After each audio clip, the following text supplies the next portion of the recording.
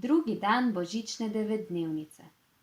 Papa Panov je le redko bral knjige, tokrat pa je s knjižne police vzel veliko staro sveto pismo.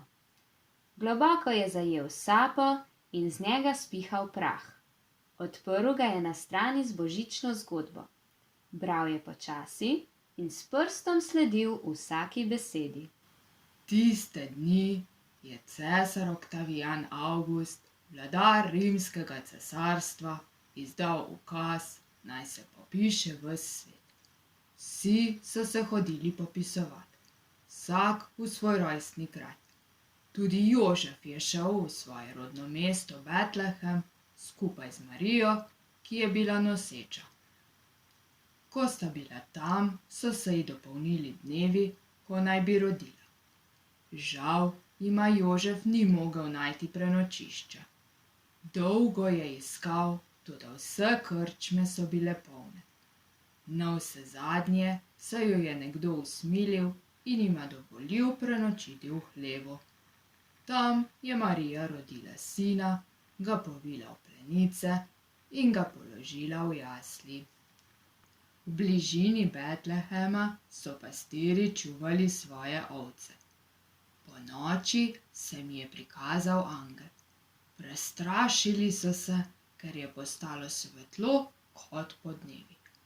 Toda Božji sel jim je rekel: Ne bojte se, glejte, oznanjam vam veliko veselje.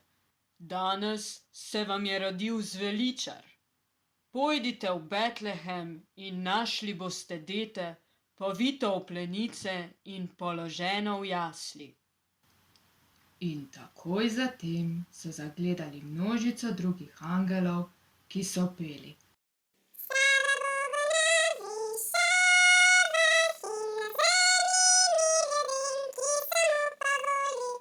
Pastirji so odšli v Betlehem in tam našli Marijo, Jožefa in dete.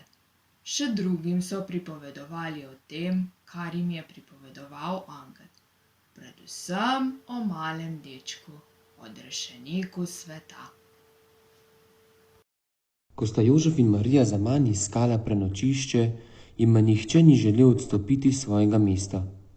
Na koncu sta se vendarle zatekla v hlev.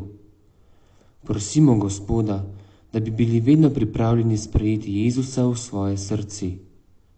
Zdrava Marija, milosti polna, Gospod je s teboj, blagoslovljena si med ženami in blagoslovljen je sad tvojega telesa, Jezus. Sveta Marija, Mati Božja, prosi za nas grešnike, zdaj in ob naši smrtni uri. Amen. V imenu Očeta in Sina in Svetega Duha. Amen.